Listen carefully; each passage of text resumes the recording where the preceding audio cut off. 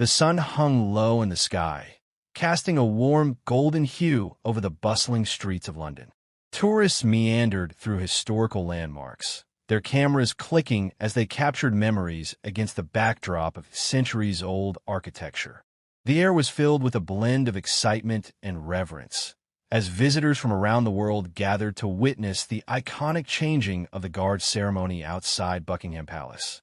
Dressed in their traditional red tunics and tall bearskin hats, the royal guard stood sentinel, embodying both dignity and discipline. Their unwavering presence served as a reminder of Britain's rich history and enduring traditions. As they marched in perfect formation, the rhythmic sound of their boots echoed along the cobblestones, drawing the attention of onlookers who stood captivated by the spectacle. Among the crowd was a mix of admiration and curiosity. Children pointed in awe at the guards, while adults whispered tales of bravery and honor associated with these soldiers. Yet beneath this surface of excitement lay an undercurrent of tension, a stark reminder that not everyone shared the same respect for tradition or decorum. As the ceremony progressed, a figure emerged from the crowd. The thug, clad in a dark hoodie and exhibiting an aggressive demeanor, seemed out of place amidst the joyous gathering. His eyes darted around, scanning the scene with a mix of contempt and defiance. In his mind, he felt emboldened by a misguided sense of superiority, driven by prejudice that distanced him from the very essence of what the guards represented. With each passing moment, his frustration grew. He began to hurl insults at the guard standing stoically before him, challenging not just the soldier, but everything he symbolized. The guard remained unflinching, adhering to his training and code of conduct, despite the brewing confrontation.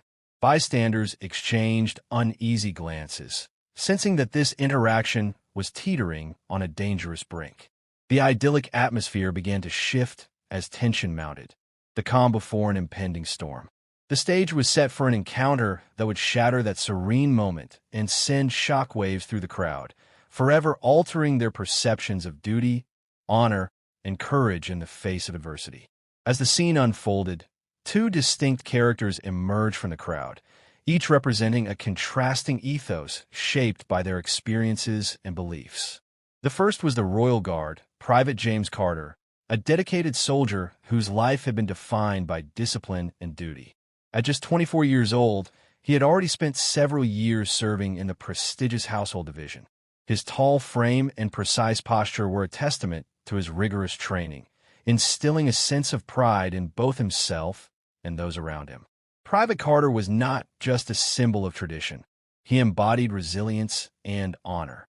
Raised in a modest household, he had enlisted in the army to serve his country and uphold its values. His family instilled in him a deep respect for diversity and inclusion, teaching him that strength lies in unity rather than division. With every ceremonial duty he performed, he felt an immense responsibility to represent not only the monarchy, but also the ideals of respect and tolerance that he cherished. On the opposite end of this spectrum stood the thug, Mark Thompson, a man whose life had been marred by bitterness and prejudice. In his late 20s, Mark wore his anger like armor, projecting an image of bravado that masked deeper insecurities. Growing up in an environment rife with hostility and division, he harbored resentment towards anyone who represented authority or tradition.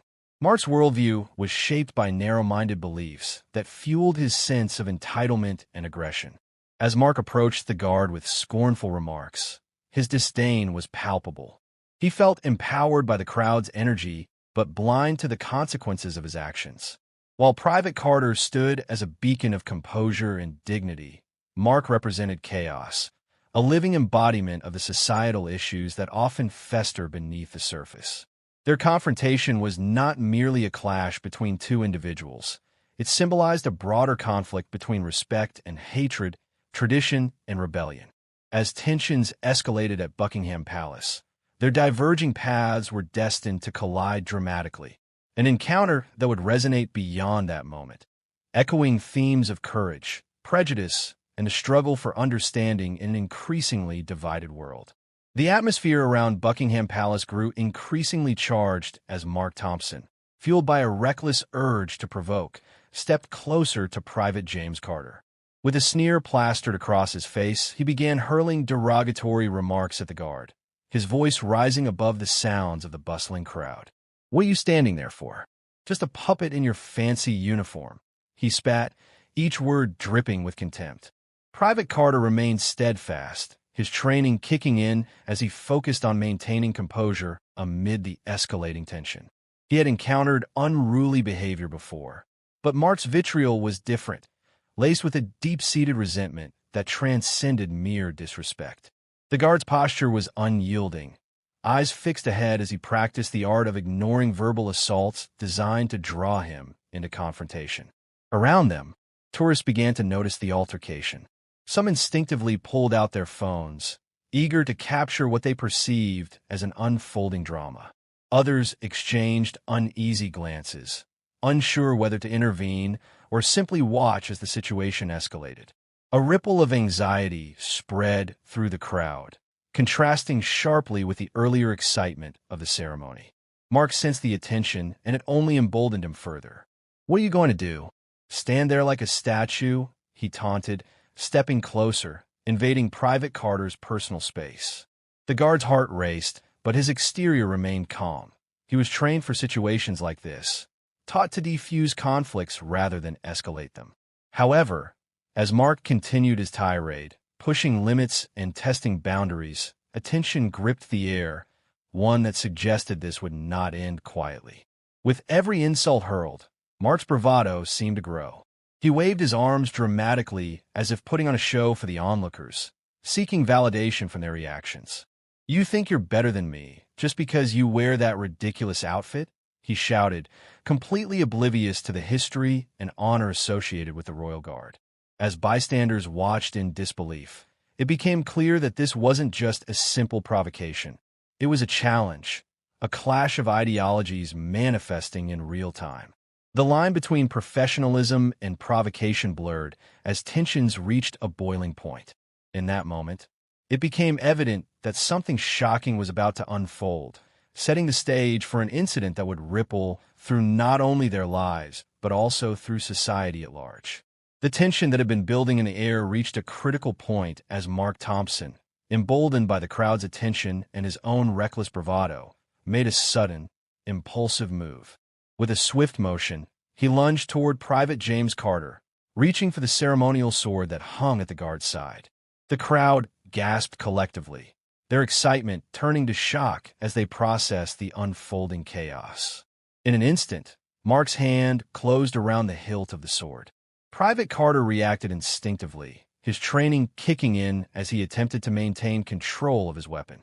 "Step back," he commanded firmly, his voice steady despite the adrenaline coursing through him.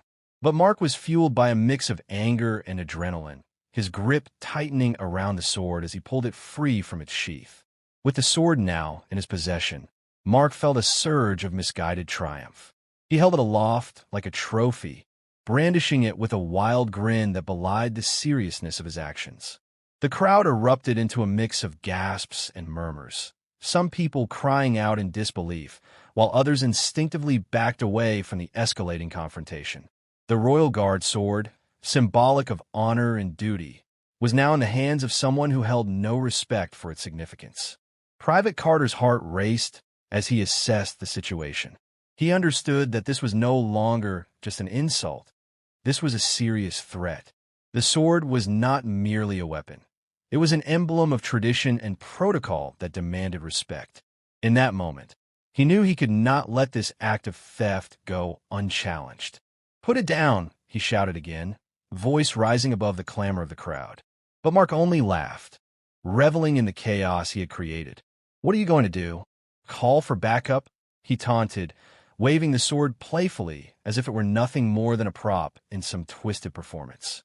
With every second that passed, the gravity of the situation deepened. Bystanders were torn between fear and fascination, unsure whether to intervene or simply observe this shocking spectacle unfold.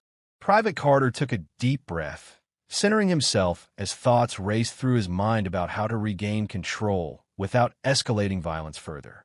It was clear to everyone watching that this moment would not fade into memory. It would become etched in their minds as one of those rare instances where courage and chaos collided in real time, a turning point that would lead to unimaginable consequences for both men involved. As the chaotic scene unfolded, the atmosphere shifted dramatically. The initial shock of Mark Thompson snatching the Royal Guard's sword quickly morphed into a palpable tension as bystanders processed the gravity of what had just occurred. Private James Carter stood firm, his mind racing as he calculated his next move. He knew he had to act swiftly. The sword was not just a weapon, but a symbol of honor that needed to be protected.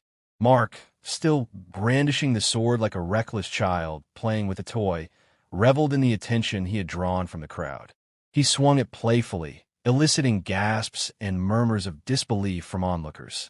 Yet, beneath his bravado lay an undercurrent of desperation, a desire for power that stemmed from deep-seated insecurities. The crowd's fascination quickly began to shift toward concern as they realized the potential for violence in this reckless display. In that critical moment, Private Carter made a decisive choice. He stepped forward, projecting an aura of calm authority despite the chaos surrounding him. "Drop the sword now," he commanded, his voice steady and resolute. The crowd fell silent, all eyes fixed on the intense standoff between guard and thug. Mark's bravado faltered momentarily as he met Carter's unwavering gaze. For a brief second, doubt flickered in his eyes, but it was quickly replaced by defiance. "Why should I?" he retorted, brandishing the sword higher. "You think you can intimidate me?" With law enforcement officers now rushing toward the scene, their uniforms contrasting sharply against the guards' ceremonial attire, Private Carter saw an opportunity to de-escalate the situation further. "This is not a game," he said firmly, maintaining eye contact with Mark while subtly signaling to approaching officers for backup. The sound of sirens grew louder in the distance as police arrived on the scene, their presence adding urgency to the moment. Officers quickly assessed the situation, positioning themselves strategically around the crowd to ensure safety while keeping a watchful eye on Mark. Amidst this flurry of activity, Private Carter remained focused on Mark. He understood that any misstep could escalate into violence. "You don't want this to end badly," he warned, trying to appeal to whatever remnants of reason might still be left within Mark. The thug's bravado began to waver as he registered the reality of law enforcement closing in. At that moment, it became clear this confrontation would have far-reaching consequences, not only for Mark and Carter, but also for everyone witnessing this shocking turn of events at one of Britain's most iconic landmarks. The stage was set for an outcome that would reverberate beyond that fateful day, leaving an indelible mark on all involved. In the aftermath of the shocking incident at Buckingham Palace, the ripple effects reverberated throughout the community. News outlets quickly picked up the story, broadcasting footage of Mark Thompson's brazen theft of the Royal Guard's sword and the tense standoff that followed. The images of chaos in what was typically a serene setting captured national attention, igniting discussions far beyond the immediate event. Social media erupted with reactions, with hashtags like #GuardAgainstRacism trending across platforms. Users shared their outrage over Mark's behavior, calling it a disgrace to the values of respect and honor that the Royal Guard embodied. Many expressed their support for Private James Carter, praising his composure under pressure and his commitment to duty despite being provoked. Memes and commentary flooded timelines, showcasing a mix of humor, disbelief, and serious calls for change. Within London, community leaders organized impromptu discussions aimed at addressing the underlying issues brought to light by this incident. Town halls were filled with residents eager to voice their concerns about rising intolerance and prejudice in society. Activists emphasized the importance of fostering a culture that rejects hate while promoting understanding and acceptance among diverse groups. Many took this moment as a catalyst for broader conversations about racism and social justice. Local organizations began planning events focused on education and awareness, offering workshops that encouraged dialogue about inclusivity. Schools incorporated discussions about respect for others into their curricula, aiming to cultivate empathy among students from a young age. The incident sparked a renewed commitment among community members to stand together against racism in all its forms. As private conversations turned public, many individuals shared their own experiences with discrimination, creating a tapestry of stories that illustrated just how pervasive such issues were in everyday life. This collective vulnerability brought people closer together, fostering solidarity among those who had previously felt isolated or unheard. Meanwhile, law enforcement officials worked diligently to ensure the safety of tourists and locals alike.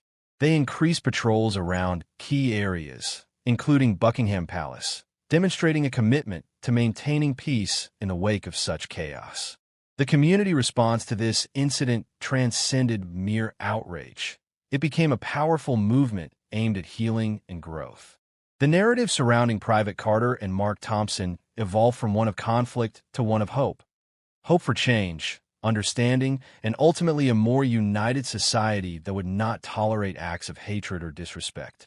In this way, the shocking events at Buckingham Palace sparked not only conversation but also action, a turning point for many involved.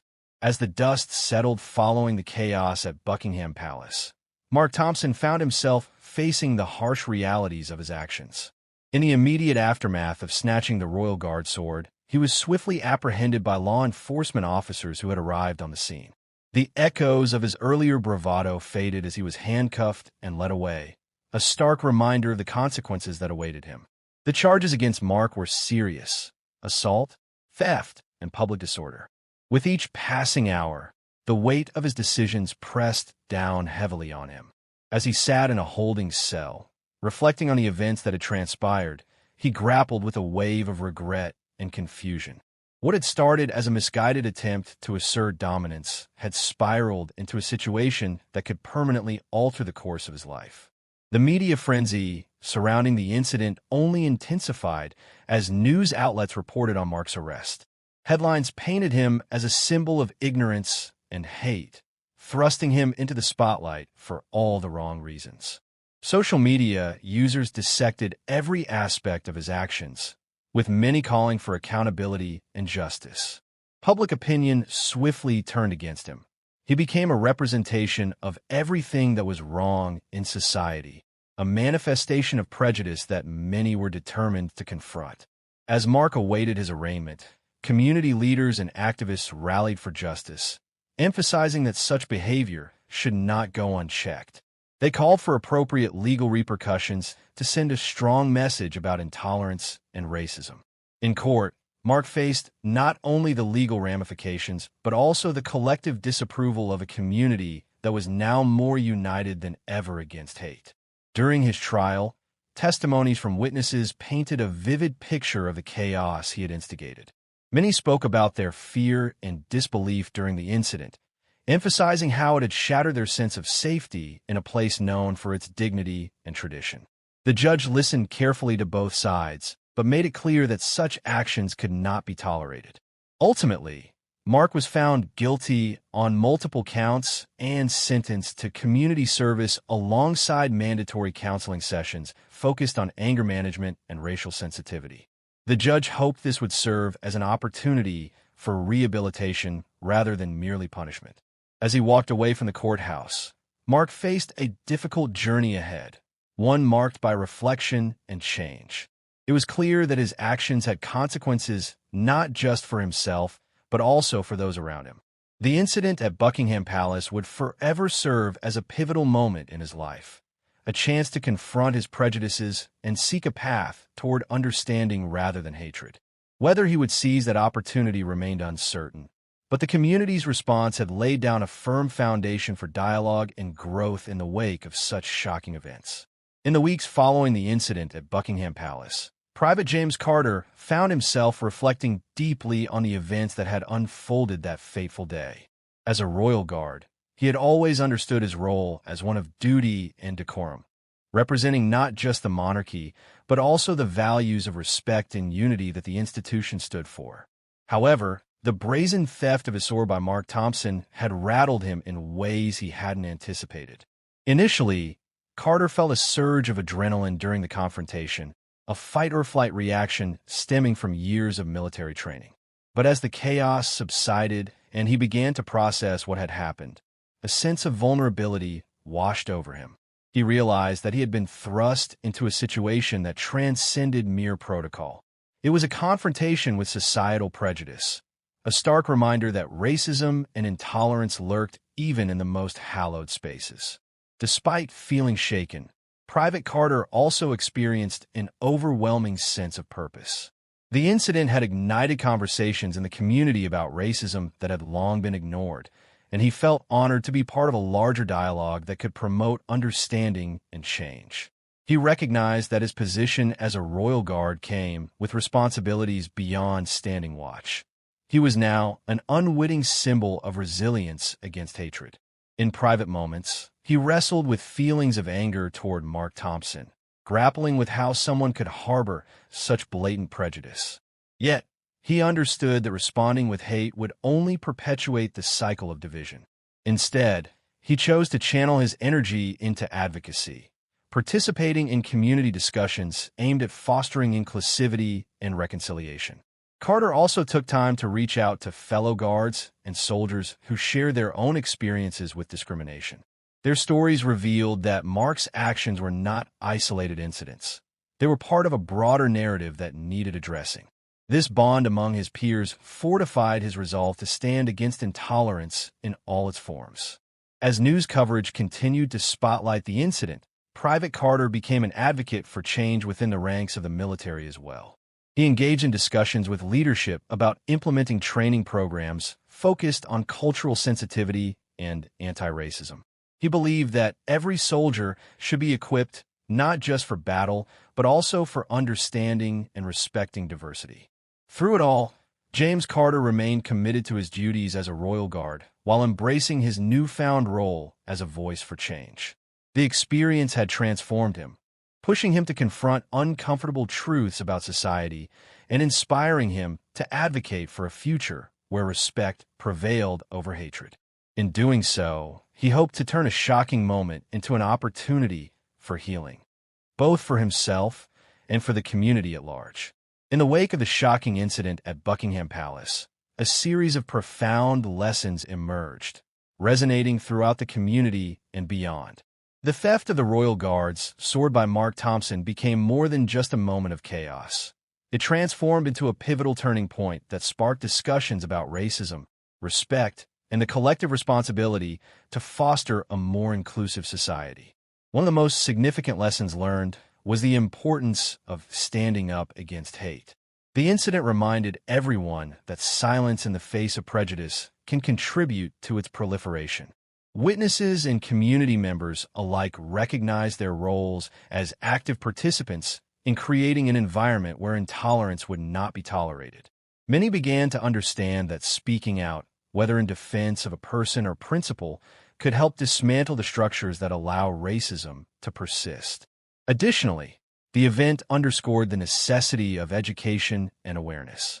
As Private James Carter engaged in discussions surrounding cultural sensitivity and anti-racism, it became clear that knowledge is a powerful tool in combating ignorance. Community leaders emphasized the need for ongoing education in schools, workplaces, and public spaces to help individuals recognize their biases and challenge them effectively. The goal was to cultivate empathy and understanding, encouraging conversations that might have previously been uncomfortable but were now essential. The role of community solidarity also shone through as a vital lesson. In the wake of the incident, individuals from diverse backgrounds came together to support one another and promote unity. The shared outrage over Mark's actions fostered a sense of belonging among those who had previously felt marginalized or unheard. This newfound camaraderie served as a reminder that collective action could drive meaningful change. Moreover, it became evident that personal growth could stem from adversity. For Mark Thompson, facing the consequences of his actions forced him to confront his prejudices and consider the impact of his behavior on others. The court-mandated counseling sessions aimed at promoting self-reflection offered him an opportunity for rehabilitation, a chance to emerge from the experience with a new perspective on life.